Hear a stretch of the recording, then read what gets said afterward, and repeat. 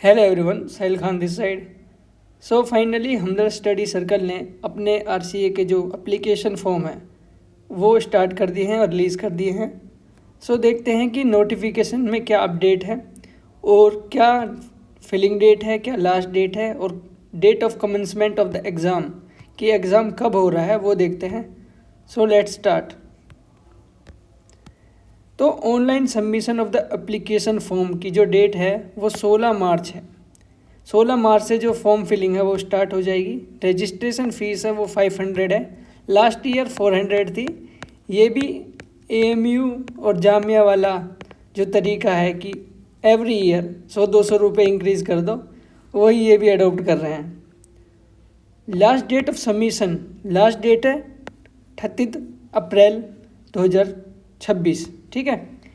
Entrance date to be announce, देखो इनका क्या है, अभी इन्होंने लास्ट डेट दी है 30 अप्रैल, तो ये क्या करेंगे 15 मई तक इसको खींचेंगे, 15 मई या फिर 30 मई तक। इसलिए ये बताते नहीं कि इनकी डेट क्या है, पर I am telling you expected date की 10 जून से और 15 जून के बीच इनकी है एग्ज़ाम डेट। 13 जून भी हो सकता है, लेकिन 10 जून से 15 जून तक इनका पेपर करा देंगे। और साइड बाय साइड जामिया से 2 दिन पहले या फिर 2 दिन बाद में ये ऐसे अपना एग्ज़ाम को कंडक्ट कराते हैं। फिर देखते हैं कि एंट्रेंस डेट कहाँ पे है। तो एंट्रेंस के जो सेंटर हैं वो बने हैं अंडमान निकोबार, असम, बिहार, छत्तीसगढ़, राजस्थान, हरियाणा। देखो Haryana is my home state और ये मेरा होम डिस्ट्रिक्ट है मेवात। सो ये यहाँ पे सेंटर है।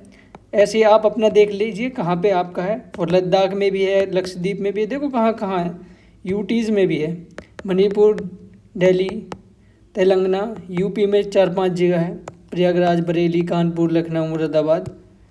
सो these are all centres. One more centres, West Bengal, Kolkata. तो ये था कि कहाँ कहाँ सेंटर बनाया गया है। दूसरा अब देख लेते हैं कि स्कीम क्या है इनके एंट्रेंस टेस्ट की। तो entrance test will be conducted on the line of UPSC. जैसे यूपीएससी एग्ज़ाम लेता है फॉर प्री, सेम उसी पैटर्न पे ये एग्ज़ाम लेगा। एक जीएस पेपर 1 होगा जिसमें कि 100 क्वेश्चन होंगे और जो कि 300 नंबर का होगा, जो कि 2 आवर का टाइम मिलेगा उसको मतलब कि कंप्लीट करने के लिए। तो 100 एमसीक्यू होंगे 300 नंबर के। सी सेट में 40 क्वेश्चन होंगे 100 नंबर के। और सी सेट में ना सिर्फ आपको ना 40 में से 15 क्वेश्चन टिक मार दो, ठीक बिल्कुल राइट और आपका काम हो जाएगा। ठीक है, सिर्फ 15 बिल्कुल सही मार दो, क्योंकि मैंने अंदर स्टडी सर्कल इंटरव्यू दे रखा है तो मुझे पता है। तो इसमें 15 क्वेश्चन ठीक मारो और आपका हो जाएगा। शॉर्ट 15 से 17, 16 जितने आपको मारने शॉर्ट मारो, हो गया काम।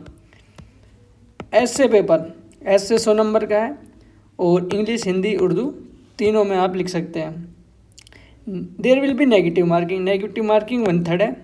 और टॉप जो 700 कैंडिडेट होंगे उनकी ऐसे कॉपी है वो चेक होंगी और उनमें से फिर 300 बच्चे होंगे जिनका इंटरव्यू कंडक्ट कराया जाएगा। 300 से 500 बच्चे होंगे जिनका इंटरव्यू कंडक्ट कराया जाएगा। ठीक है।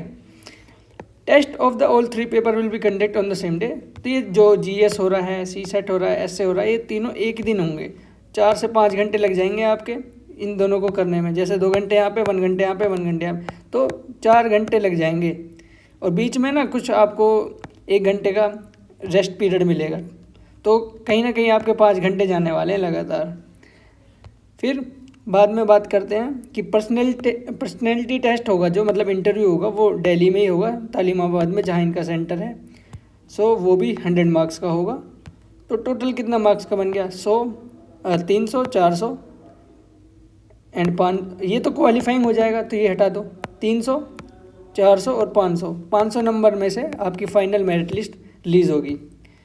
सो अब बात कर लेते हैं यहाँ पे फैसिलिटीज़ की। तो आपको ये देखो नॉमिनल चार्ज पे सिंगल रूम देते हैं ये। ठीक है, ये शेयरिंग रूम नहीं देते हैं, डबल रूम नहीं देते हैं, ये सिंगल रूम रहता है इनका। और इनकी काफ़ी अच्छी फैसिलिटी होती है, मैं पर्सनली वहाँ पे जाके देख चुका हूँ। काफ़ी अच्छे रूम होते हैं, एयर कंडीशन होते हैं, कुछ नॉन एयर कंडीशन होते हैं। और ये डिसाइड होता है मेरिट पे कि किसके अच्छे नंबर आए उसको एसी वाला रूम मिलेगा और जिसके अच्छे नहीं आए उनको नॉन एसी मिलेगा। और जो इनका एसी का खर्चा है वो अलग से पे करते हैं जिनको जो भी इन एसी वाले रूम को लेते हैं।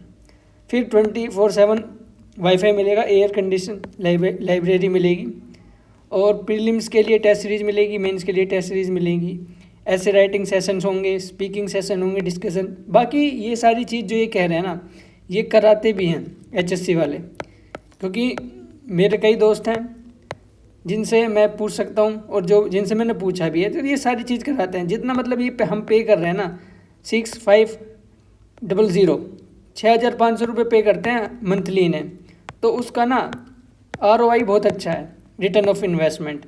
ये वापस भी काफ़ी अच्छी फैसिलिटी के रूप में हमें करते हैं।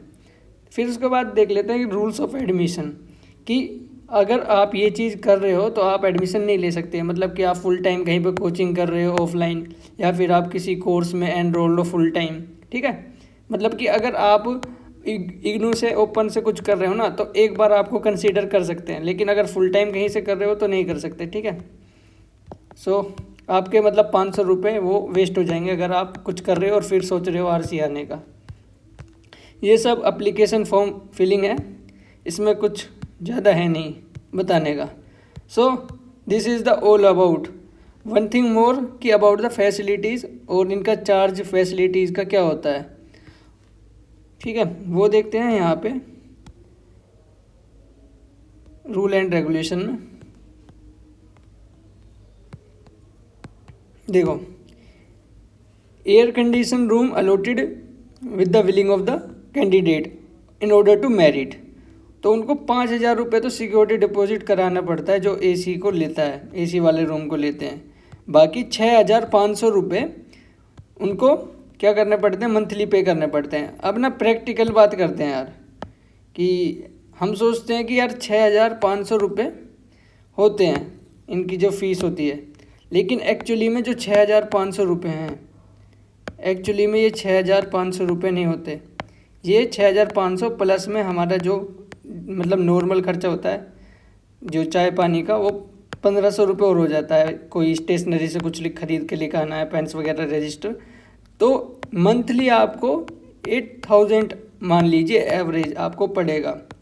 और जब आप सिक्योरिटी डिपॉजिट वगैरह जमा कराएंगे तो उस टाइम भी आपके पास 15 से 20,000 रुपये होने चाहिए। तो ये चीज़ आप सोच के यहाँ पे अप्लाई करें कि यहाँ पे आपको फैसिलिटीज़ तो पूरी मिलेंगी, ठीक है, काफ़ी अच्छा इन्वायरमेंट मिलेगा, लेकिन इसके जो 2 नेगेटिव पॉइंट हैं, मैंने इसको रेटिंग दी है out of 10 is 8 because of 2 thing. One is कि ये कई लोगों के बजट में नहीं है, क्योंकि 8,000 पर month is very costly for some people. और दूसरा कि जो इसकी लोकेशन है ना, अगर आप बाहर से देखेंगे, ये संगम विहार टाइप में जगह में है, तालीमाधवा, तो ये यहाँ पे ना हमेशा आपको पानी भरा दिखेगा बाहर के साइड, रोड के साइड। तो आप कभी भी उसको ना पैदल बिना व्हीकल के उसको ढंग से क्रॉस नहीं कर पाओगे, ऑल द ईयर में पानी भरा होता है। लेकिन अगर एक बार आप यूनिवर्सिटी अकेडमी के अंदर चले गए, उसके बाद आपको फील नहीं होगा कि आप ऐसी जगह पे रह रहे हो, बिकॉज़ वहाँ पे को बहुत ज़्यादा रेस्ट्रिक्शन है, और वहाँ पे जो उनका शेड्यूल है उनको फॉलो करने पे बिलीव की जाता है, और अपना पर्सनली कुछ वो कराते नहीं है कि कोई स्टूडेंट है कि अपना पर्सनली पढ़ाई कर ले। जो उन्होंने शेड्यूल बना दिया वो फॉलो करना पड़ता है, जो टेस्ट सीरीज़ लग रहे हैं फॉलो करनी पड़ती है। एक अच्छी बात यह है कि उनका इनटेक अच्छा है।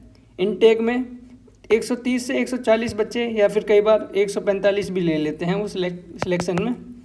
उसके बाद बात करते हैं कि सिलेक्शन प्रोसेस हमने बात कर लिया GS, CSET और ऐसे। अगर कट ऑफ की बात करें 50% is good enough. 50 to 60% marks अगर लेकर आ रहे हैं तो आपका सिलेक्शन हो जाएगा। जैसे कि GS में 300 नंबर का है, तो 300 नंबर में से अगर हम 180 लेकर आ रहे हैं तो आपका हो जाएगा। 150 लेकर आ रहे हैं उस प्लस में, तो आपका GS नहीं रुक रहा। फिर उसके बाद बात करते हैं ऐसे में, तो ऐसे में भी वही है सेम, 50 to 60 नंबर लेके आ जाओ out of 100। And interview call तो आपको ऑलमोस्ट आ ही जाता है। मतलब कि अगर 3,000 बच्चे भर रहे हैं फॉर्म, तो और अगर आपने ढंग से तैयारी की है, मतलब 1 साल भी तैयारी की है, तो आपका इंटरव्यू कॉल ऑलमोस्ट आएगा आराम से। So this is all about Hamdard study circle. और अगर आपको कोई भी इंफॉर्मेशन चाहिए about any RCA, make sure subscribe the channel and join the Telegram group, जिसका लिंक है वो बायो में पिन है।